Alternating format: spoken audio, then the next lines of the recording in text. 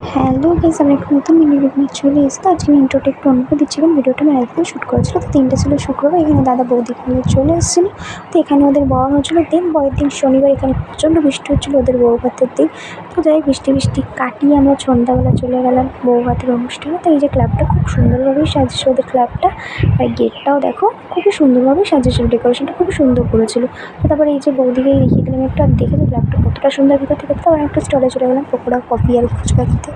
দেন আমরা সেখান থেকে আবার উপরে চলে যাই। দেন সেখানে গিয়ে একটু ক্যাডবেরি তোমাদেরকে দেখাচ্ছিলাম। এই দুটো হচ্ছে দাদা বৌদি। তারপরেই আমি উপরে ছিলাম, তো হঠাৎ দেখতে পাই যে কন্যাযাত্রীরা ঢুকে গেছে।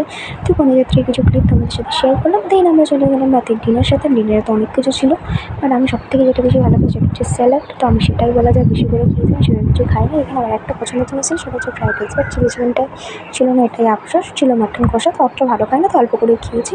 তো লাস্টে এখানে মিষ্টি দিয়ে আর কর্নেটো আইসক্রিম অ্যান্ড পানি দিয়ে তারপর আমরা গাড়ি করে চলে আসি বাড়িতে। কারণ ক্লাব থেকে আমার মাসির বাড়িটা একটু দূরে ছিল। তো তারপর এই যে এটা হচ্ছে ওদের ফুলসজ্জার ঘাট। তো যাই ভিডিওটি ভালো লাগে সাবস্ক্রাইব, টাটা, লেগে ঠিক।